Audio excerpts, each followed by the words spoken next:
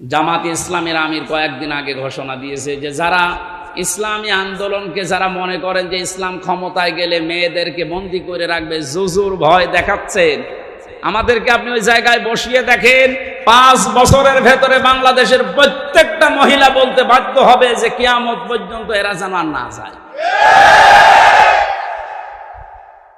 মুজদালিফায় যারা সারা রাত কাটায়, আমার পাশে যুবতী মেয়ে ঘুমিয়ে আছে, তাকানো তো দূরের কথা, মনের ভেতরে ধারণাও আসে না যে এখানে পাকিস্তানের সুন্দরী মেয়েরা, সৌদি আরবের সুন্দরী মেয়ে আমার পাশে ঘুমিয়ে আছে। কেন? মানে আল্লাহর আইন চলছে। কার আইন? ওখানে কোনো পাহারাদার নেই, কোনো বেড়া দেওয়া নেই, কোনো দেওয়াল নেই, কেউ নেই, শুধু আল্লাহ আছে। হাজার হাজার লক্ষ লক্ষ মানুষেরা চাটিয়াল ময়দানে পড়ে আছে। নিজে পরীক্ষিত, নিজে দেখে আসলাম। হাসি যদি এখানে থাকে জিজ্ঞাসা করেন, তারা দেখে যে হাসি না, এটা জিজ্ঞাসা করেন। ওইটা আমরা চাই যে বালাদিল আমিন হিসাবে দেশে ঢাকা শহর থেকে কুষ্টিয়া পর্যন্ত 250 কিলোমিটার একটা মেয়ে, যুবতী মেয়ে হেঁটে চলে যাবে, আল্লাহর ভয় ছাড়া ওর মনের ভেতর কোনো ভয় থাকবে না। সেটার জন্য আল্লাহর বিধান লাগবে। দুনিয়ার কোনো বিধান দিয়ে এটা যে হবে না, আসার প্রমাণ আমরা 53 বছরে পেয়েছি। এ দেশটা এখন এই যে স্বাধীনভাবে চলাফেরার সুযোগ যারা করে দিল, এটা নিয়ামত, স্বীকার করা লাগবে না? যাদের মাধ্যমে হয়েছে তাদেরকে স্মরণ করার দরকার নেই। নবীজি বলেন, কেউ যদি উপকার করার পরে তার শুকরিয়া আদায় না করে, ও যেন আল্লাহর শুকরিয়াও আদায় করে না। এই জন্য যারা এই কাজ করলেন, আমরা তাদেরকে মন থেকে স্যালুট জানাচ্ছি, ধন্যবাদ জানাচ্ছি এবং দোয়া করছি আল্লাহ শাহাদতের মর্যাদা যেন প্রত্যেককে দান করেন যাদের ঈমান আছে।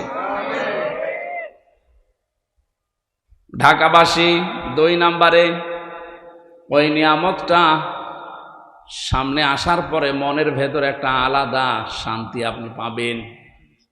আমরা এখন অনেকেই পাচ্ছি, কিন্তু আলাদা শান্তিটা পাবে না শুধু তারা, ওয়ালা ইয়াজিদুজ যালিমিনা ইল্লা খাসারা। জালেম যারা, তারা কোনো নিয়ামত পাওয়ার পরে শুকরিয়া আদায় করার জন্য মনে আনন্দ পাবে না, ওদের শুধু ক্ষতি বৃদ্ধি হতে থাকবে। এই জন্য দেখেন, যারা জুলুম করেছিল সবার না, সত্যিকার অর্থে যারা জালেম ছিল তারা এখন দিন যত যাচ্ছে ওদের কোনো শান্তি নেই, ক্ষতি বৃদ্ধি হচ্ছে। এইটা তো মিলছে না, এটা বানিয়ে বললাম নাকি? তাফসীরের ভাষা অনুযায়ী এখন এটা খাপের খাপ, মুমতাজের বাপ মিলে যাচ্ছে। যে নিয়ামত পেলে শুকরিয়া আদায় করার দ্বিতীয় মাধ্যম এইটা, যে আপনার মনে একটা আনন্দ আসবে, শান্তি পাবেন একটা। কিন্তু কাফের যারা, জালেম যারা, তাদের জন্য কোনো শান্তির ঘোষণা নেই। ওদের দিন যত যাবে ওদের শুধু ক্ষতি বৃদ্ধি হবে।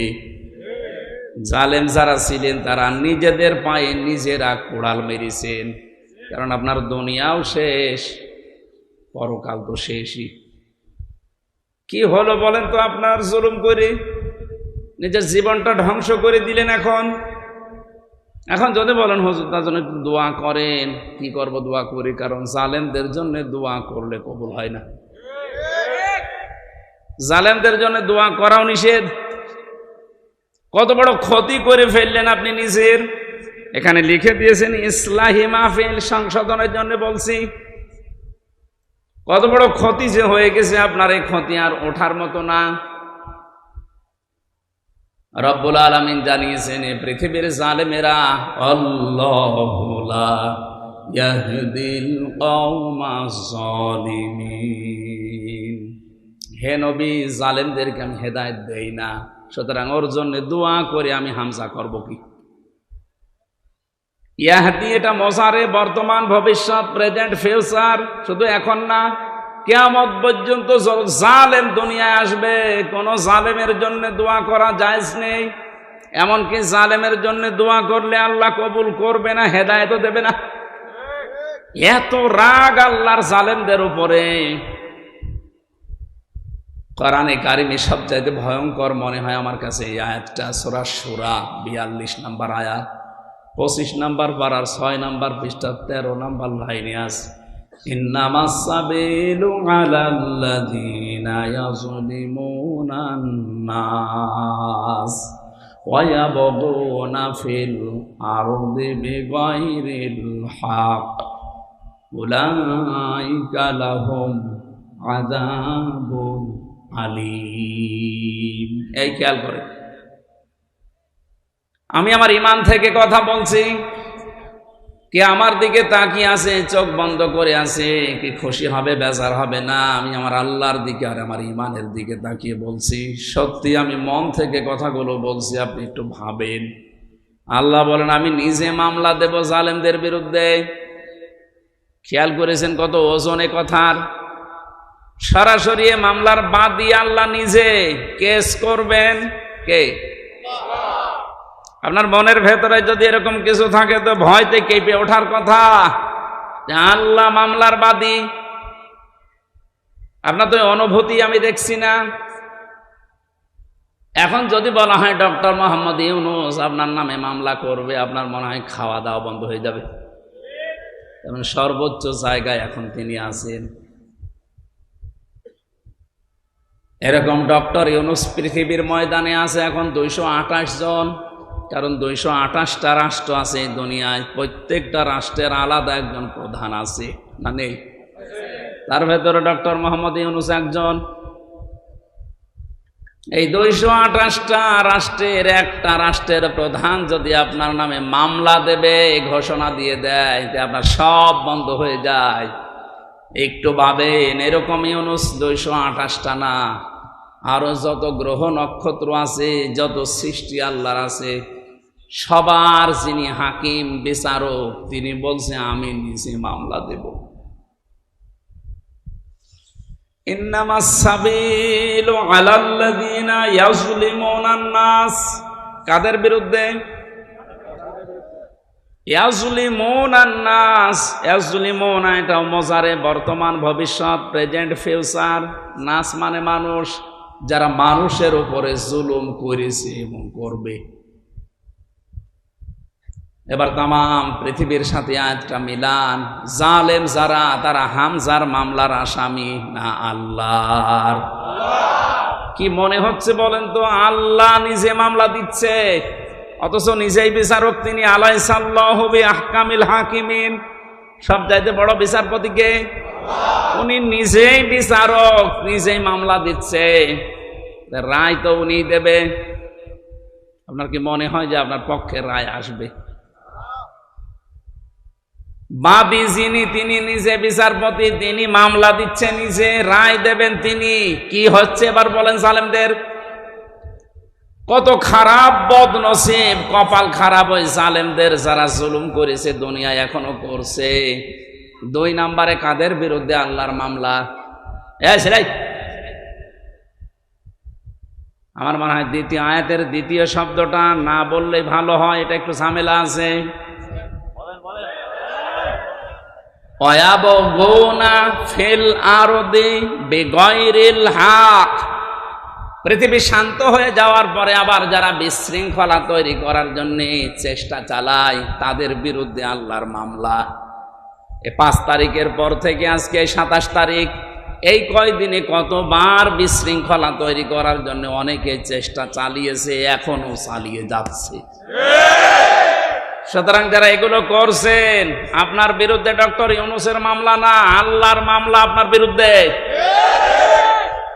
আপনি এখন সব কিছু সামনে নিয়ে এসে এটা করা লাগবে, ওটা করা লাগবে, তো 15 বছর কোথায় ছিলেন?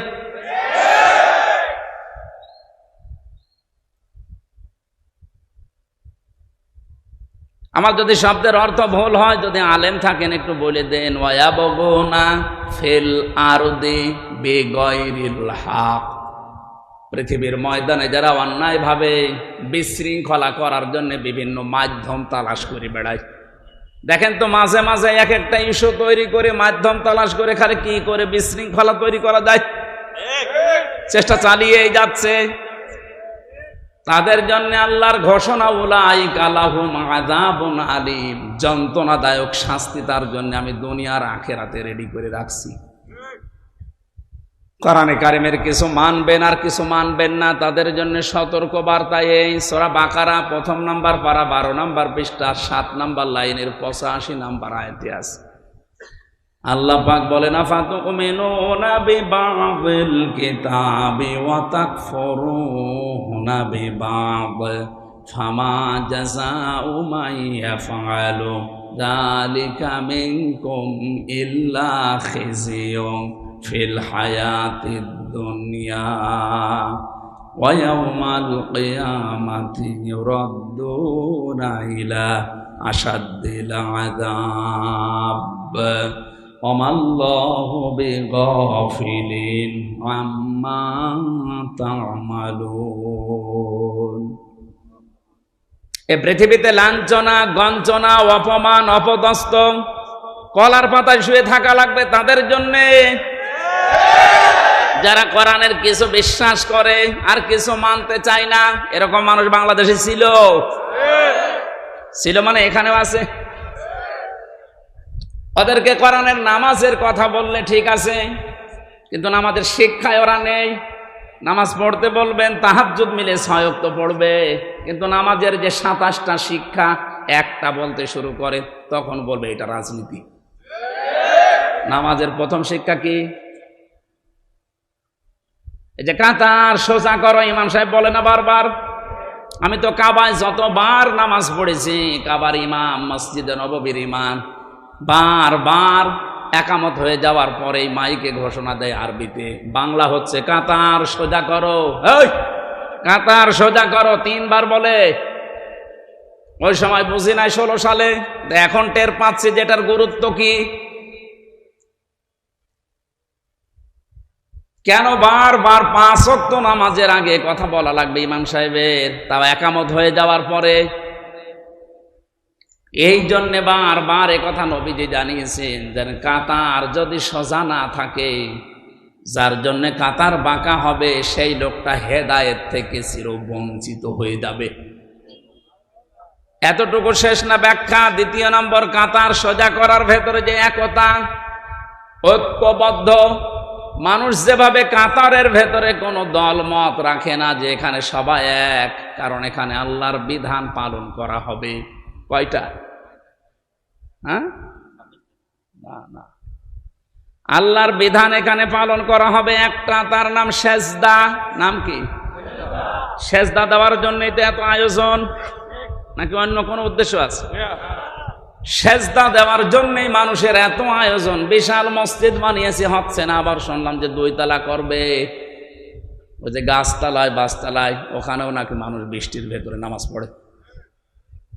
কি গুরুত্ব দিয়ে 2 তলা মসজিদ বানাচ্ছে, মানুষ যেন কষ্ট না পায়। 5 ওয়াক্ত আযান দেওয়ার জন্য আলাদা একজন মুয়াজ্জিন আছে, এটা পরিষ্কারের জন্য খাদেম আছে, টয়লেট এবং ওযুখানার জন্য আলাদা ক্লিনার আছে, আলাদা। 5 ওয়াক্ত নামাজ পড়ানোর জন্য একজন ইমাম আছে, জমা পড়াবে আর একজন খতিব আছে। এত আয়োজন করে উদ্দেশ্য আল্লাহর একটা বিধান এখানে পালন করা হয়, তার নাম সেজদা। নাম কি? এবার আপনার বিবেককে বলেন তো, একটা বিধান পালন করতে গিয়ে যদি এত আয়োজন করা লাগে, বারবার বলা লাগে, তাহলে এর বাইরে কত আয়োজন আছে আমাদের পরিবার, সমাজ, রাষ্ট্রীয় জীবনে বলেন। এখানে মাত্র একটা বিধান, কোরআনে এরকম বিধান আছে 500। কয়টা? একটা বাদ দিলে এখনো থাকছে কয়টা?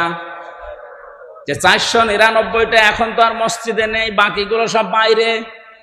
এখানে একটা পালন করতে যদি সব, এই শিক্ষাটা আপনি নিতে চান না, তখন বলেন না ওইটা আমার দলের লোক না, ওইটা রাজনীতি, ওইটা জঙ্গির কাজ, ও ঝামেলায় আমি নেই, আমি শুধু আছি কি লা ইলাহা ইল্লাল্লাহ, কাউকে কিছু বলবো না, যে যা করছে করুক গা। এই নামাজের কথা বললে তাও তো আপনি একটু হালকা পাতলা মানেন, রোজার কথা বললেও হালকা পাতলা মানেন, কিন্তু এই পৃথিবীতে ওই 499টা বিধানও যে দরকার, ওই কথাগুলো বলতে গেলে তখন আপনি বলেন এইটা রাজনীতি, এইটা রাষ্ট্রের ব্যাপার, আপনি তো কোরআন বোঝেননি। কোরআন ডিপলি ভাবে নিজে বোঝেনও না, যারা ডিপলি বোঝে তারা বোঝাতে চাইলে আপনি মানেনও না। আপনি তো আবু জেহেল ছাড়া কিছু না। খেয়াল করেন তো, কিছু মানলেন, কোরআনের কথা বিশ্বাসও করলেন, আর কিছু মানেনও না, বিশ্বাসও করেন, আর উল্টা পাল্টা ধারণা করেন আয়াতগুলোর উপরে, আপনার কি হবে? সূরা বাকারার আয়াত অনুযায়ী আল্লাহ বলেন, তাদের দুনিয়া আর আখিরাতের শাস্তি আমি তৈরি করলাম, লাঞ্ছনা, গঞ্জনা, অপমান, অপদস্থ জীবন। এখন হাড়ে হাড়ে টের পাচ্ছি না আমরা? এতটুকু আল্লাহ শেষ করে দিতে পারতেন। পরের শব্দ তো আরো কঠিন, ওয়ায়াউমাল কিয়ামাতি ইউরাদ্দুনা ইলা আশাদ্দিল আযাব।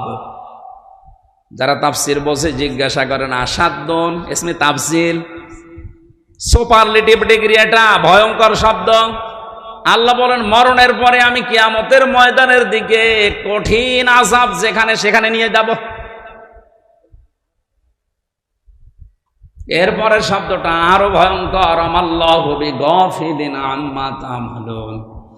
আল্লাহ পাক বলেন, ও বান্দা বান্দিরা, মনে করছো যে আমি কিছু জানি না? তোমাদের সব কাজের কিন্তু খবর, হিসাব আমি আল্লাহ রাখি।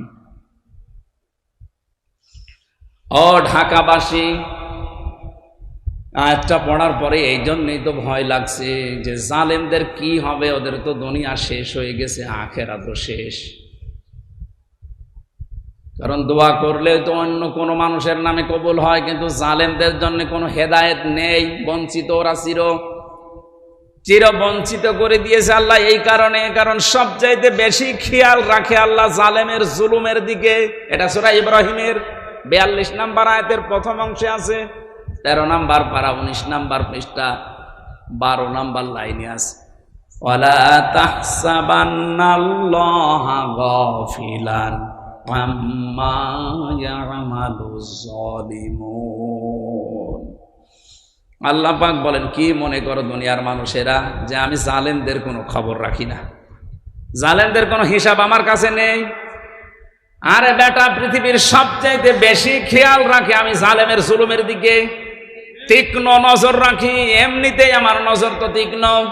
আলিমুম বিযাতিস সুদূর সামিউম বাসীর, এত তীক্ষ্ণ নজর। সামনে যেভাবে তোমরা দেখো, আমি আল্লাহ সামনেরটা তো ওইভাবেই দেখি, পেছনেরটাও ঠিক ওইভাবে দেখি। এই দেওয়ালের পেছনে কি আছে যেমন আমরা দেখতে পাই না, আল্লাহ পাকের সামনে যেমন পেছনে ওই রকম। এই জন্য সামিউম বাসীর, সূক্ষ্ম শ্রবণকারী, সব কিছু ওই মালিক শুনতে পাচ্ছে, দেখতে পাচ্ছে, বিশেষ করে জালেমদের। আল্লাহ দুনিয়ায় আর যাই করি, তুমি আমাদেরকে জালেম বানিও না, বলেন আমিন। তারা আল্লাহর মামলা দুই শ্রেণীর মানুষের বিরুদ্ধে পেলাম, একটা জালেম আর একটা যারা বিশৃঙ্খলা তৈরি করার জন্য নতুন নতুন ইস্যু তৈরি করে। আমি তো এই আয়াত বানালাম নাকি? একটা শব্দ আমি বেশি বাড়িয়ে বলেছি, ভুল বলেছি, নিয়ে আসে তখন হুজুর নিয়ে আসবে, নিয়ে আসে। আর যদি মনে করেন না যা আছে তাই বলছে, তাহলে আপনাকে মেনে নেওয়া লাগবে। আপনি নিজে জানেনও না, হামসা বলবে আপনি মানবেনও না, আপনি কি হয়েছে কি? আপনাকে তো আমি বাঁচানোর জন্য এসেছি। আমার বাবার যা আছে ওই সম্পদ নিয়ে যা কিছু গড়েছে ওগুলো নিয়ে কিন্তু আমি নাড়াচাড়া করে আমার জীবনটা পার করে দিতে পারবো, আমার অসুবিধা নেই। রাত দিন এত সফর করে কোথায়, সেই কুষ্টিয়া, কোথায় এখানে, কালকে আবার যাবা লাগবে মনে হয় সেই নওগাঁ, এরপরের দিন আবার চট্টগ্রাম। এভাবেই যে দৌড়াদৌড়ি করছে, আল্লাহর কসম শুধু স্বার্থের জন্য না, আমি চাচ্ছি, চোখ লাগিয়ে কোরআনের দেখতে পাচ্ছি যে জাতি জাহান্নামে যাচ্ছে। এই জুলুমের কারণে, এই বিশৃঙ্খলা তৈরি করার কারণে আপনি আল্লাহর মামলার আসামি হয়ে যাচ্ছেন। আপনাকে কেউ বাঁচাতে পারবে না। আমার বিরুদ্ধে সরকার মামলা দিয়েছিল, এই জন্য কেউ আমার বিরুদ্ধে পক্ষে যে উকিল দাঁড়াবে আমি পাইনি। 3টা বছর কত উকিলকে বলেছে, আমার মা বাবা কেউ রাজি না, বলে দাঁড়িয়ে করব কি, জামিন হবে না। একটা দেশের সরকার বিরুদ্ধে গেলে যদি আমার পক্ষে কেউ দাঁড়াতে না চায়, অথচ আমি নিরপরাধ, আল্লাহর কসম আমি যে বিষয়ে মামলা দিয়েছি কিচ্ছু জানি না। এরপরও মিথ্যা যারা জানে তারপরও আমার পক্ষে কেউ নেই, অথচ এত কোটি কোটি ভক্ত এই দেশে। আমার মনে হয় সারা পৃথিবীতে যেখানে বাঙালি আছে সেখানে মোবাইলে কয়েকজনের যদি তাফসির চলে তা আমার ওয়াজ চলছে। আমি যত বাঙালি দেশে ঘুরলাম, যত বাঙালি আছে প্রত্যেক জায়গায়, এমনকি যে সমস্ত ভাষা আমি বুঝি না ওই ভাষায় ড্রাবিং করে করে তাফসির শুনছে। হয়তো সাইদি সাহেবের, নাই মিজান আসারির, নাই আমির হামজার। এত ভক্ত থাকার পরও একজনও বলতে পারে না যে না দাঁড়ান আমি টাকা দেব। কেউ নেই, দাঁড়াতে চাইলেও দিতে চাই না, ভয় পায় যে হবে না, কারণ এর বিরুদ্ধে তো আর সলিমদ্দি কলিমদ্দি মামলা দেয়নি, দিয়েছে রাষ্ট্র। আপনার কি একটু ভয় আসে না? একটা রাষ্ট্র বিরুদ্ধে গেলে যদি হামজার এত ভক্ত থাকার পরও 3 বছরে কেউ জামিন করাতে না পারে, আপনি যা করছেন, আপনি যা করেছেন, আপনার বিরুদ্ধে হামজা মামলা দেবে না, আপনি আল্লাহর মামলার আসামি। আপনাকে নিয়ে আমার ভয় হচ্ছে, চিন্তা হচ্ছে। এরকম ভয় এবং চিন্তায় যেন সামনে আর কেউ না পড়ে, এই জন্যই তো সতর্ক করছি। হ্যাঁ, গুনাহগার তো আমরা সবাই, গুনাহ করেন কিন্তু মাফ চান, কিন্তু জুলুম করবেন না। ইত্তাকি দাওয়াতাল মাজলুম ফাইন্নাহা লাইসা বাইনাহু ওয়া বাইনাল্লাহি হিজাব। সব চাইতে বেশি সতর্ক থাকবা জালেমের, সব চাইতে বেশি সতর্ক থাকবা পৃথিবীর মানুষেরা মজলুমের বরদোয়া থেকে। কারণ মজলুমের বরদোয়া আর আল্লাহর ভেতরে কোনো হিসাব নেই, পর্দা নেই। ও কিছু বললেই কবুল হয়ে যায়। হয়তো কবুল হতে 2 একদিন দেরি হয়, নাই তুমি সঙ্গে সঙ্গে হয়, এতটুকু তাছাড়া হবেই। মাজলুমের দোয়া আল্লাহ ফেরত দেয় না, এটা ফেরত দিলে হাদিস মিথ্যা হয়ে যাবে। জেলখানায় ছোট হুজুরটা আমার সাথে ছিল, রাফিকুল ইসলাম মাদানী। ওর উপর যে জুলুম হয়েছিল ওই সময়ে বাস্তব কথা বলছি। আমারে বলছে, হামজা ভাই, আমারে হাতির ছেলেরা 12:30 1টার দিকে নিয়ে গেছে, চোখ বেঁধে পড়া উলঙ্গ করেছে। আমারে হাতের ওপর একটা সিগারেট ধরিয়ে দিয়েছে। একটা অর্ধ উলঙ্গ মেয়ে লোককে আমার পাশে দাঁড়িয়ে ছবি তুলছে, বলছে এইটা ছেড়ে দেব। হুজুরের চরিত্র এইরকম। মোবাইলের ভেতরে উল্টা পাল্টা নাচ গান, বিভিন্ন জিনিস ডাউনলোড করে করে ওগুলো ছড়িয়ে দেব যে হুজুরের মোবাইলে এগুলো পাওয়া যায়। এমন অসহায় ওই সময়, কারণ 2টা রাস্তায় ব্লক করা, 12:30টার পরে যেন ইমার্জেন্সি কাজ চলছে, কেউ এখানে না আসে। কি ইমার্জেন্সি কাজ চলছে দেখছি?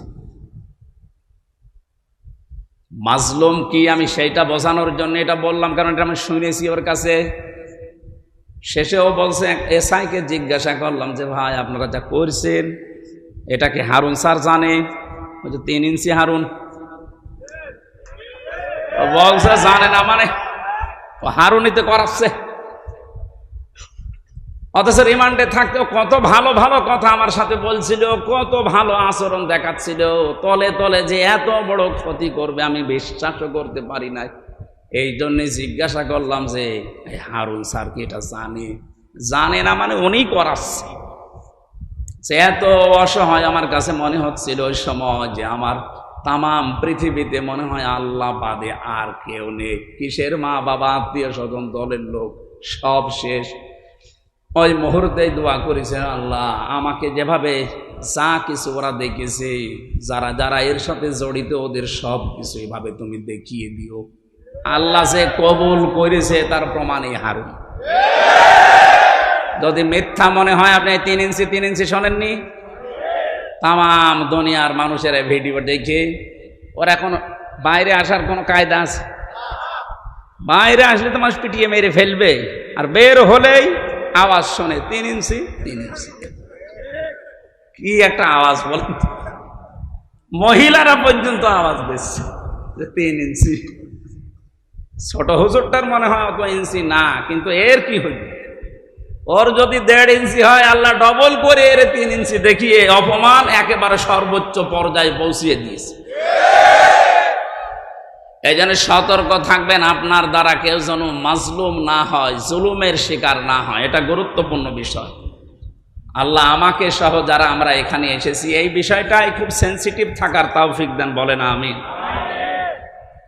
আমরা দরুদ পড়ছি, সালাম পাঠাচ্ছি মুহাম্মদুর রাসূলুল্লাহ সাল্লাল্লাহু আলাইহি ওয়াসাল্লামের প্রতি। আজকে যে সূরার কয়েকটা আয়াত পড়লাম, সূরার নাম 3। কি সূরা? বলেন বলেন। 3-এর কয়েকটা ব্যাখ্যা আমি তাফসিরে পেয়েছি। 3 হচ্ছে একটা মসজিদের নাম। হযরত নূহ আলাইহিস সালাম তার নৌকাকে যে পাহাড়ে ভিড়িয়েছিলেন, যদি পাহাড় বলা হয়, কি পাহাড়?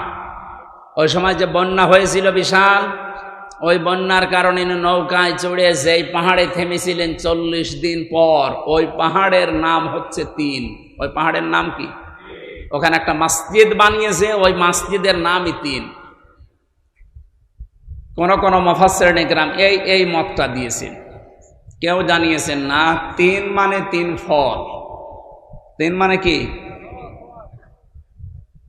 এই যে ডোমর ফল বলা হয় বাংলায় যেটা, এইটা, এটার গুণাগুণ কিছু আছে তাফসিরে। কোন মানুষের যৌবন যদি নষ্ট হয়ে যায়, কোরআন শরীফে এই শব্দটা আল্লাহ 8 বার নিয়েছেন।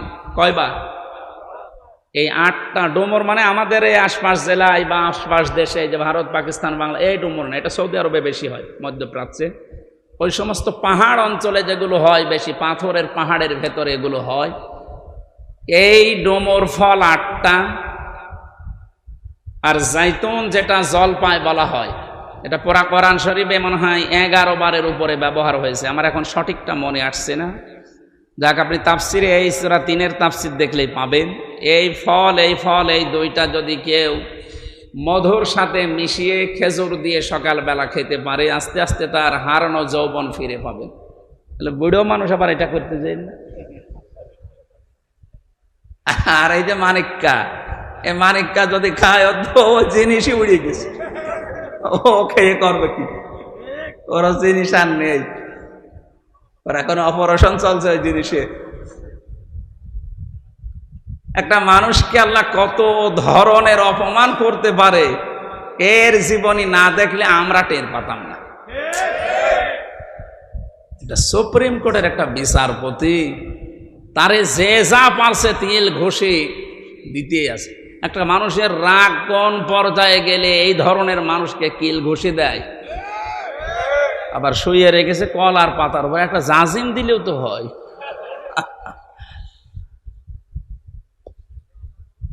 এই দেখেন এখানে বড় কবিরাজ বসে আছে, হাফেজ মাওলানা আলহাজ আব্দুল জলিল, উনি অনেক বড় কবিরাজ। আপনাদের এলাকায় থাকে, কোন জায়গায় জানো? আল্লাহ রাব্বুল আলামিন 3 জাইতুন এগুলোর কসম কেটে কিছু গুরুত্বপূর্ণ জিনিস আমাদের দৃষ্টি আকর্ষণ করেছেন। ওয়াত্তিনি ওয়াজাইতুনি ওয়া তুরি সিনিনা ওয়া হাদাল বালাদিল আমিন। এই যে জাইতুন যে শব্দটা আমি তাফসিরের ভেতরে পেয়েছি ইবনে কাসিরে, হযরতে মুসা আলাইহিস সালাম, হযরত ঈসা নবী আলাইহিস সালাম, এই যে মসজিদ নিয়ে এখনো পর্যন্ত গন্ডগোল থামে না। বাইতুল মুকাদ্দাস, ওখানে যে মসজিদ আছে, এই মসজিদের নাম হচ্ছে জাইতুন। কোন কোন তাফসিরে পেয়েছি আল্লাহ এই সমস্ত কথা কসম দিয়ে দিয়ে বলছিলেন। ওয়াত্তিন, এর আগে ওয়া আছে, এটা ওয়ায়ে কসমিয়া। এখানে শিক্ষা কি? আমি যতগুলো তাফসির এই ওয়ার সাথে মিলিয়েছি, মুফাসসিরিন ইকরাম লিখেছেন আল্লাহ কসম দিয়েছেন কেন? কারণ যে বিষয়টা উনি বোঝাতে চাচ্ছেন, ওই বিষয়টা মানুষের জীবনের সাথে সম্পর্কিত।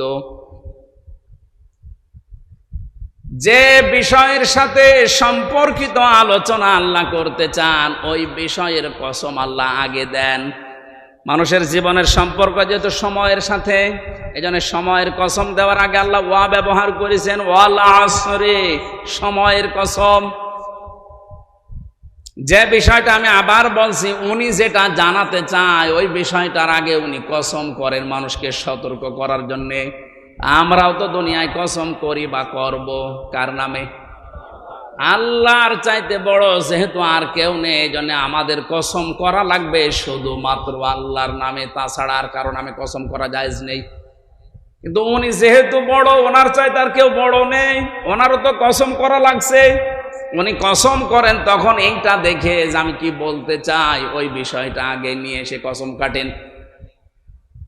আল্লাহ পাক এখানে যে কথাগুলো বলতে চাবেন তার আগে এই কসমগুলো দিচ্ছেন। মানুষের জীবনের সাথে এগুলোর সম্পর্ক তিন: মানুষের শরীরের জন্য জাইতুন, মানুষের শরীরের জন্য ওয়াতুরি সিনিনা ওয়া হাদাল বালাদিল আমিন।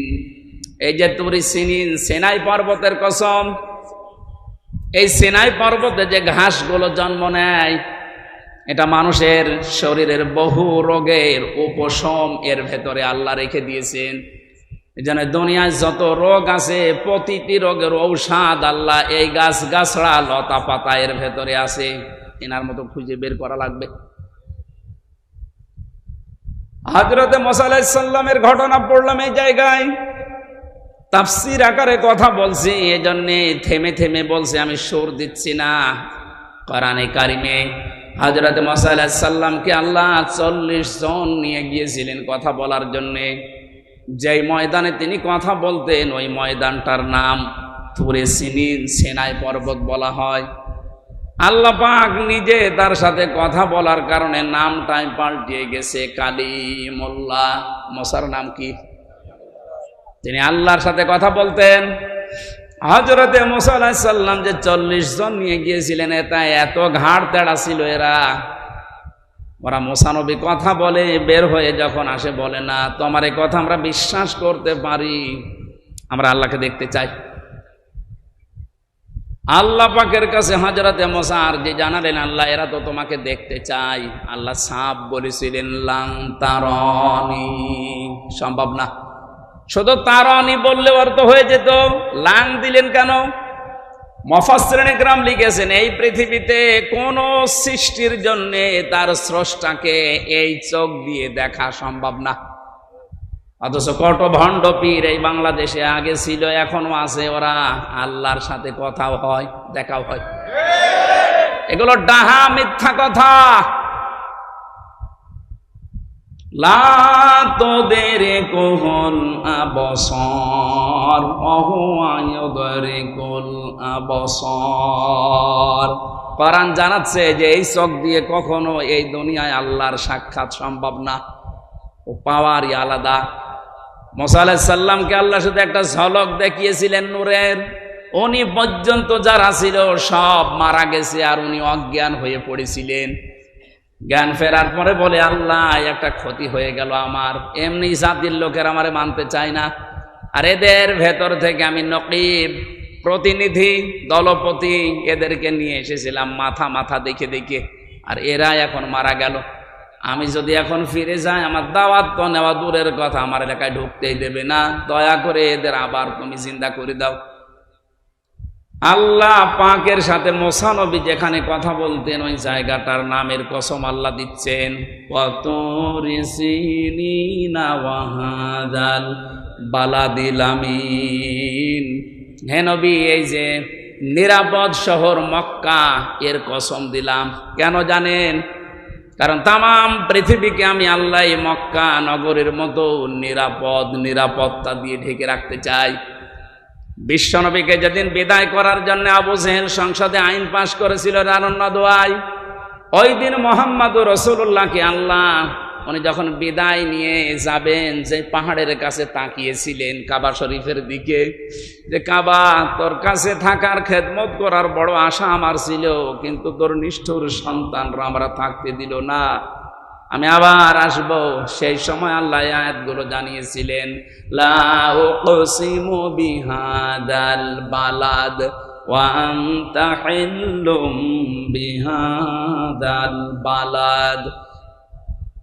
আল্লাহ পাক বলেন এই নিরাপদ শহর মক্কার কসম, হে নবী আপনাকে আমি বলছি, ওয়া আনতা হিল্লুম বিহাদাল বালাদ, আপনি এই নগরের বৈধ নাগরিক।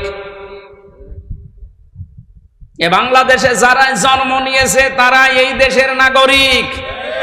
এখানে সংখ্যা লঘু, সংখ্যা গুরু বলে কিচ্ছু নেই, এগুলো সব ওই মুশরিকদের বানানো কথা। কে বলেছে আপনি সংখ্যালঘু? 96% এই দেশে মুসলমান আমরা আছি, আপনি 4% হলেও তো আছেন। জন্ম যেহেতু এই ভূখণ্ডে আপনার, আপনিও আপনার পরিবার, এই দেশে আমরা সব যারা জন্ম নিয়েছি তারা একটা পরিবার, দেশের বৈধ নাগরিক। বৈধ নাগরিককে যারা অবৈধ ঘোষণা দিয়ে দেশ থেকে তাড়িয়ে দিতে চায়, নিষিদ্ধ করতে চায়, এই মানুষগুলো কোরআনে কারিমের সূরা বালাদের ভাষায় তারাই নিজেরাই অবৈধ। এজন্য বৈধ জিনিসকে যারা ঘোষণা দিয়েছিল অবৈধ, 5 দিনের মাথায় আল্লাহ তাদেরকে অবৈধ বানিয়ে দিয়েছে। আমি মনে হয় বেশি বলে ফেললাম। কেন আল্লাহ মক্কা নগরের কসম দিলেন আর বললেন বালাদিল আমিন এটা নিরাপদ শহর?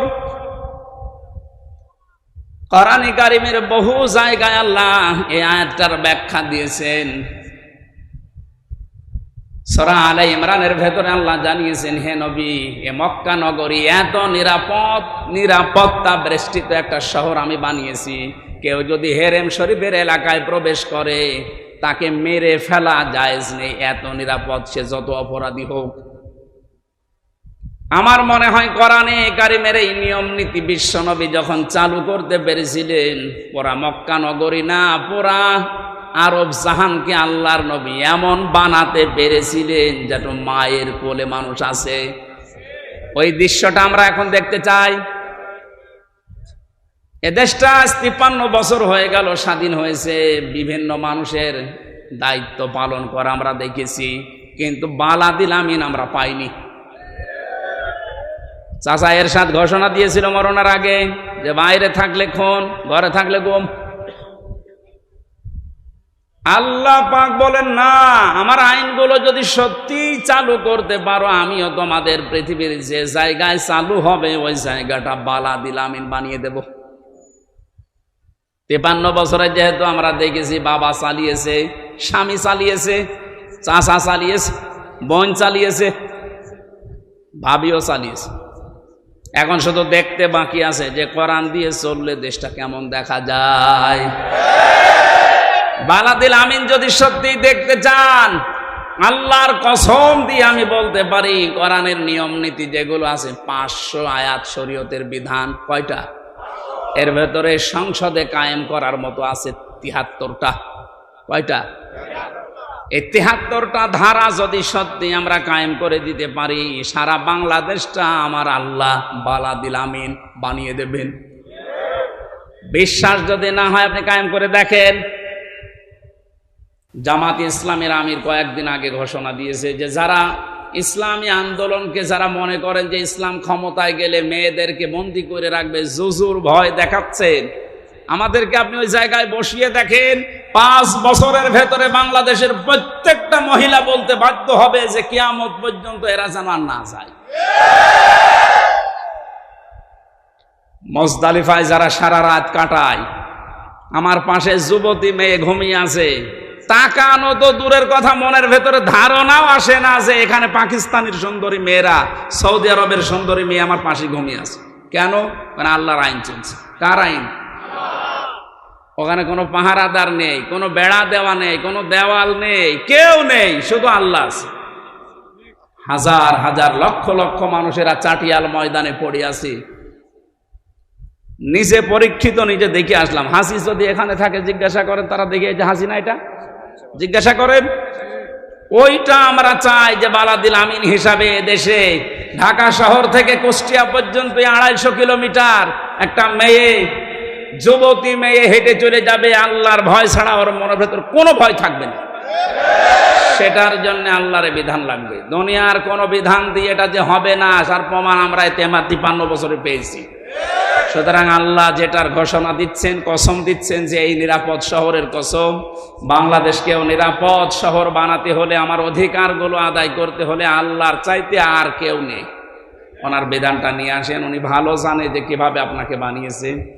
এর পরবর্তী আয়াতগুলোতে আল্লাহ আমাদেরকে আমাদের জীবন সংক্রান্ত যে বিষয়গুলো আছে, যে লাকাদ খলাকনাল ইনসানা ফি আহসানি তাকওয়িম সুম্মা রাদাদনাহু আসফালা সাফিলিন, এই 2টা আয়াতে আল্লাহ আমাদের জীবন সংক্রান্ত, মানুষের চরিত্র, মানুষের গঠন, কিভাবে উঁচা নিচু হয়, নষ্ট হয় মানুষ, কিভাবে এই বিষয়গুলো একটা একটা করে তুলে ধরেছে। এখন তো আজকের এই মাহফিলটা তো আমার জানাইনি, আমি তো জানতাম যে একটা আজকে। আরে মনে হচ্ছে স্বাধীন হওয়ার পরে আমার এই চাপ আরো বেড়ে গেছে, কারণ আগে তো 20-22টা জেলায় ঢুকতে দিত না, ওই জেলায় এখন বেশি হচ্ছে। বাধা যারা দেবে তারা তো সব পালিয়েছে, এই জন্য ওই জেলাগুলোর চাপ এখন আমি আর সহ্য করতে পারছি না। বিশেষ করে খুলনা আর বরিশাল বিভাগের এই 20-22টা জেলা নিয়ে খুব ঝামেলায় আছি।